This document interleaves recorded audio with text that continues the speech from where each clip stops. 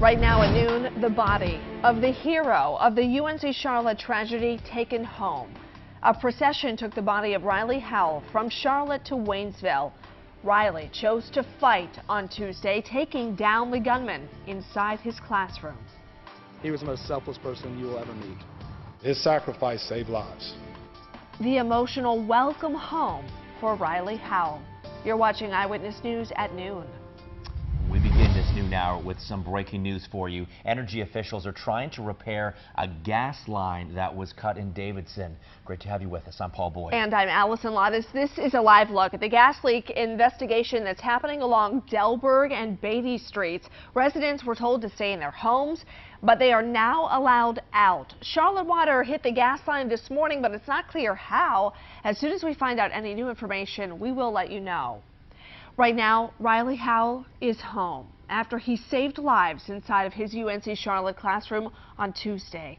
Riley bravely tackled a gunman and was killed. And right now, Riley's body is being transported back to his hometown of Waynesville, North Carolina. Members of the community and loved ones have lined the streets to pay their respects. Channel 9's Dave Faraday is live in Waynesville. Dave, a very emotional homecoming there right now.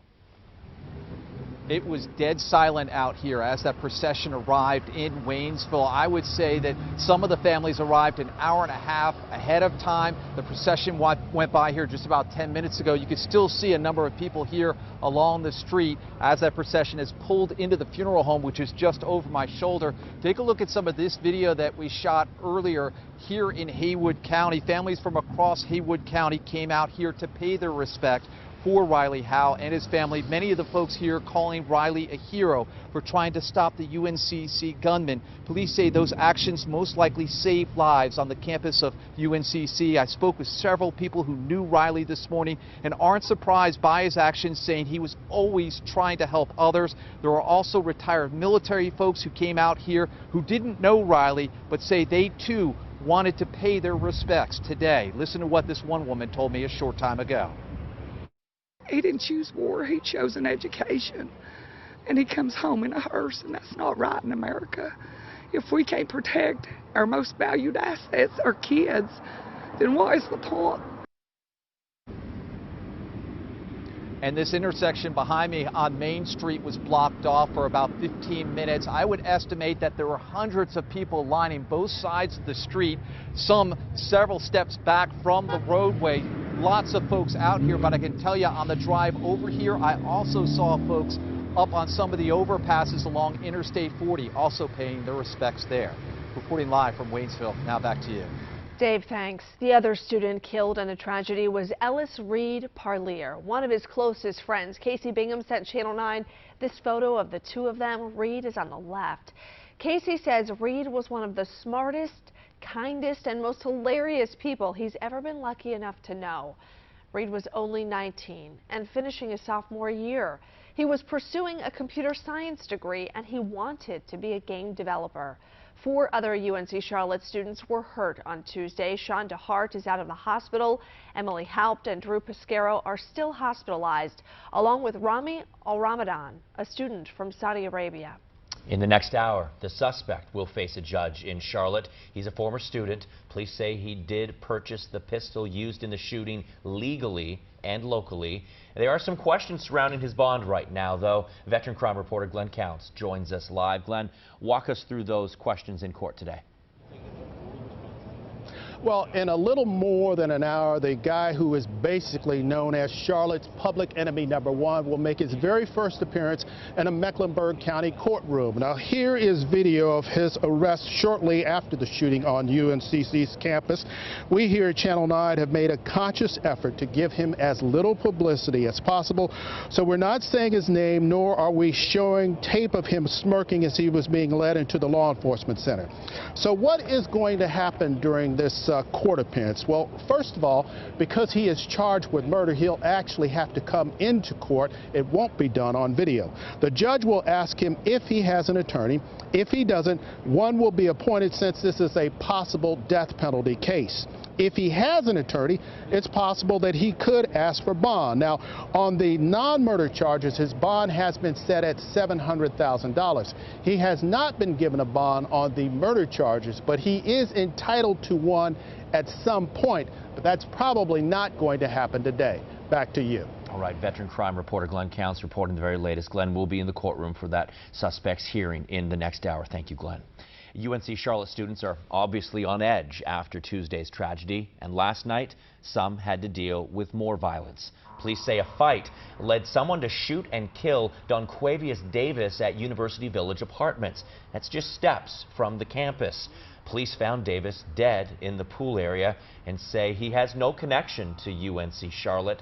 However, some students who live at the apartment complex had just attended that vigil for the campus shooting earlier. Police have not made any arrests in this case. Police investigated a second deadly shooting in Charlotte hours later. Around 1:45 this morning, someone killed a man and hurt another person outside of this Wells Fargo bank. Police took a man into custody, but we've blurred his face because he has not been charged. It's not clear what led to the shooting. Some breaking news now at noon. Whether you own a home or rent, property taxes may be going up, and that could impact you. Right now, the county manager is presenting her recommended budget. It calls for a tax rate nearly 2 cents above revenue neutral. That means 53% of residents and more than 80% of businesses could see their property tax bills rise by more than $10 a month. That proposed tax hike would come during a revaluation year. Some taxpayers could pay more property taxes. The county estimates residential properties will see their values rise by an average of 44%.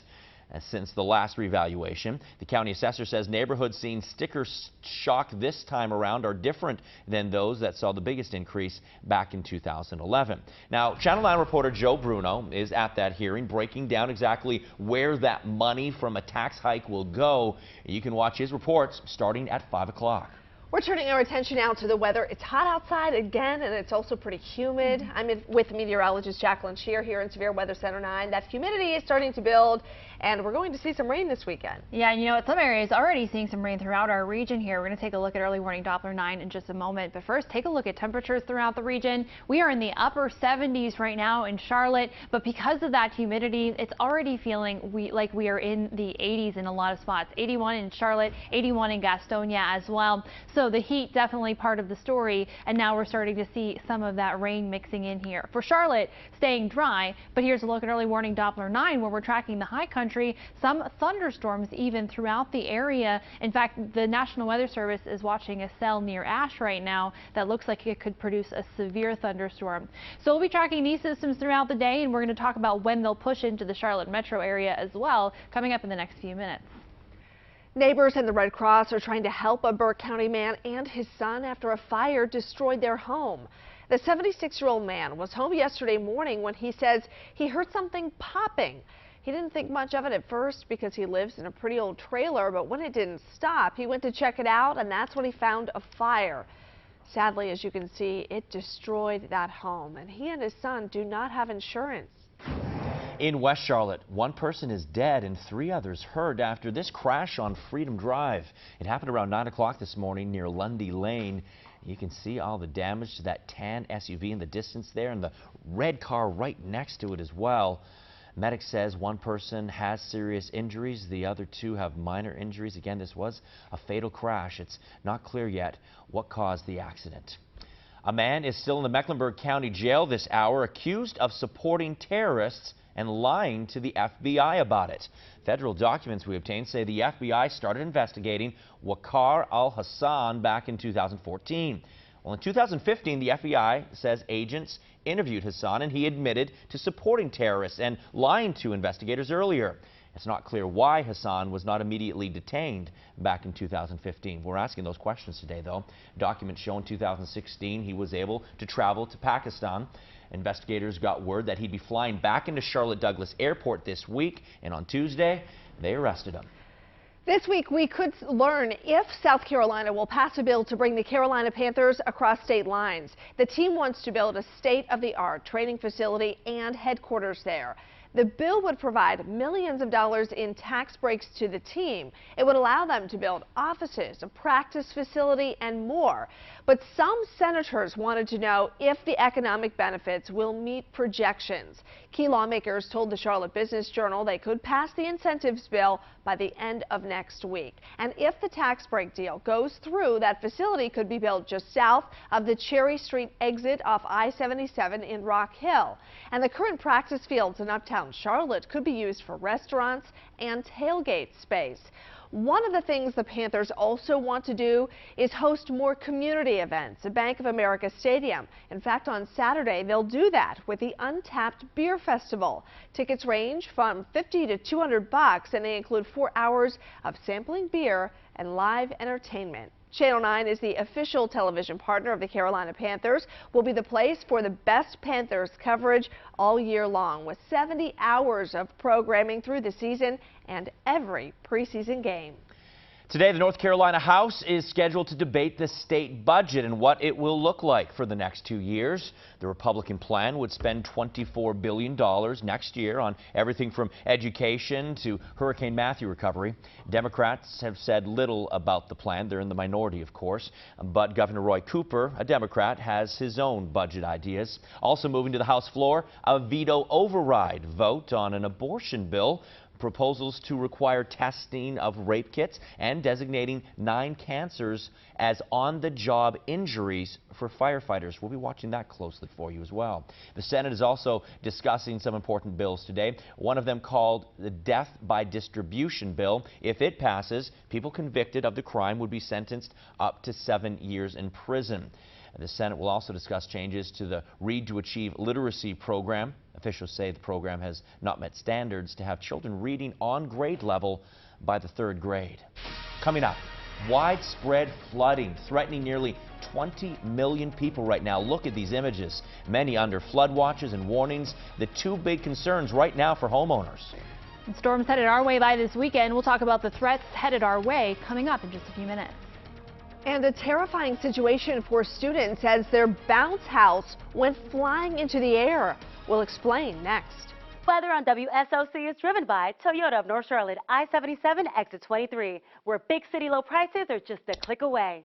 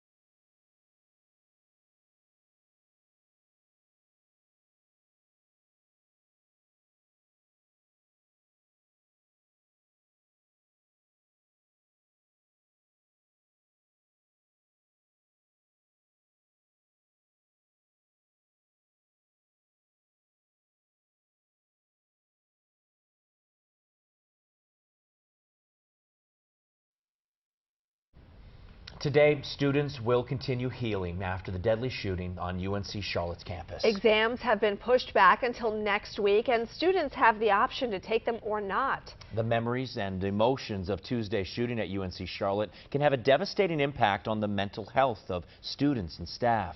Channel 9 spoke with a psychologist not affiliated with the school about the effects that could have long-lasting impact.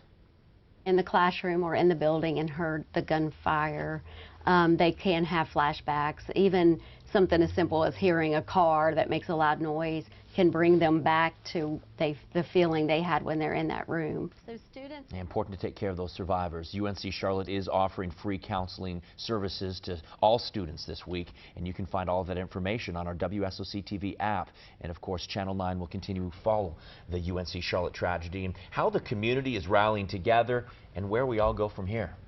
A father of 3 with another child on the way was murdered. Leads are slowing down, so investigators are adding a reward for information leading to his killer. Someone shot and killed Jamie Watts during a home invasion in Polkton 3 weeks ago. Investigators say there are at least 2 suspects, but they need help finding more. Call Polkton Police if you have any information. Another horrifying incident involving an airborne bounce house. The strong wind tossed the bounce house around during an event at a high school in Washington. Look at this. The wind carried it more than 240 feet yesterday. 5 students are injured, including one critically. This is just the latest bounce house tossed in the air with children inside. This one went airborne in 2017 at a carnival in South Carolina. Tough to see that video. Uber is testing a new panic button within its app. Right now, it's only being tested in Athens and Atlanta, Georgia. How it works? Well, while you're riding, there's a place inside the app where you can tap an emergency button. The phone would instantly call 911, connecting you with the dispatcher. That would then tell the dispatcher what car you're in, the vehicle's license plate, and your exact location. We can't be there all the time. With that new feature added on the Uber app, with me and my wife, I'm much happier. Police say as soon as you get within that car, it starts dropping location pins in their system, so they'll know exactly where you are and where you've been. The new button comes after a USC student got into the car she thought was her Uber back in March. Samantha Josephson was killed. The driver now charged in her murder. Of course, South Carolina lawmakers are also looking at another way to improve safety for Uber and Lyft drivers and riders. Tuesday, a House subcommittee passed a bill to create a new misdemeanor crime if someone impersonates a driver. Anyone convicted would face up to a year in jail and a $1,000 fine. South Carolina lawmakers have already proposed rideshare drivers display a sign with their license tag number on the front of their vehicles.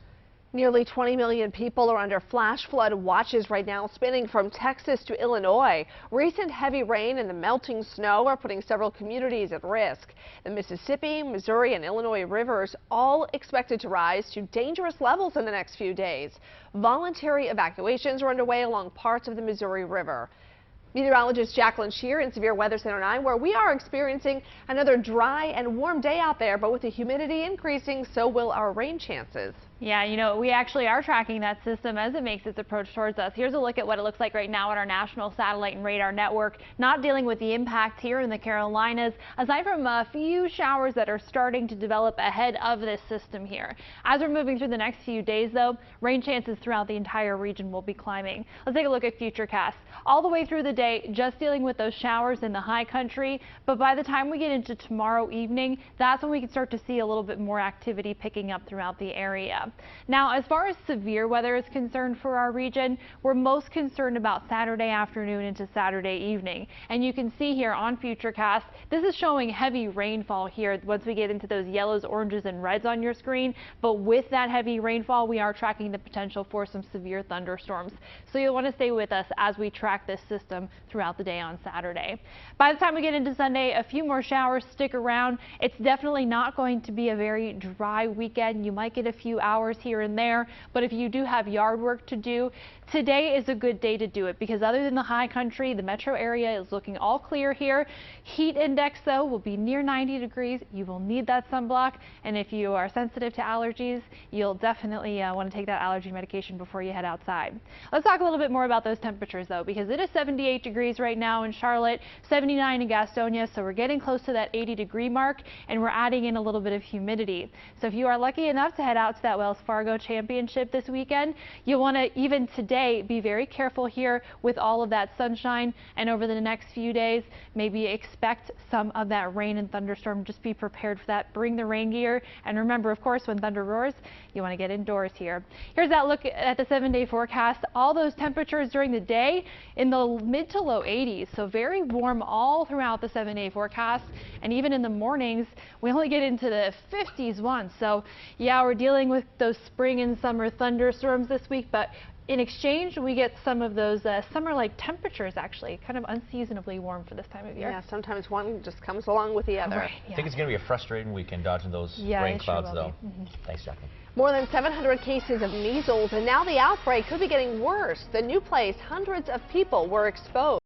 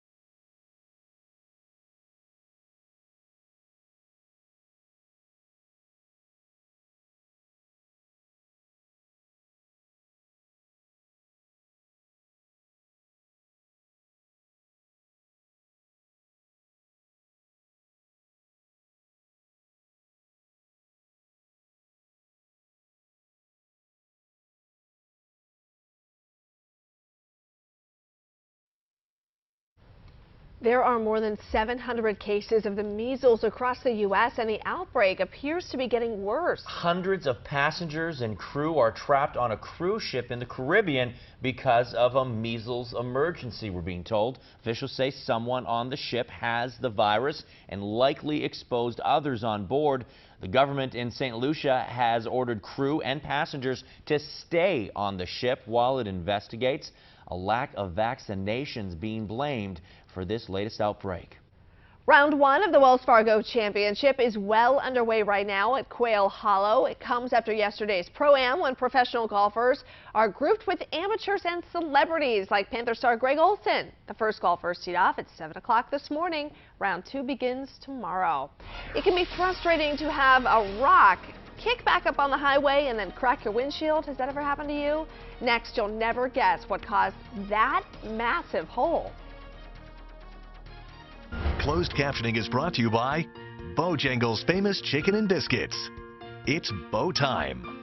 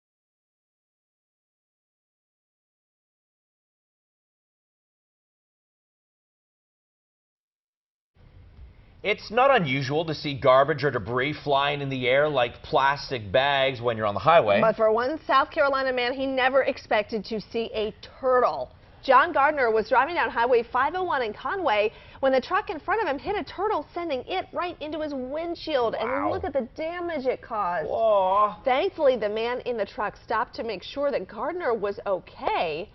Wow. But it's going to take about $2 grand to fix Gardner's car. What we don't know is, how's the turtle? Wow, you do not see that every day. Oh my goodness. Final check the forecast. A lot better than that. We're looking at temperatures in the mid to low 80s all the way through here. Seeing those nice temperatures, but also that humidity creeping in and that risk for severe storms as we push into the weekend. A few showers in the high country today. And our producer just told us the turtle did not make it. Oh. Thanks for joining us. We'll see you back here at 5 o'clock. Have a good one. WSOC TV is a Cox Media Group station.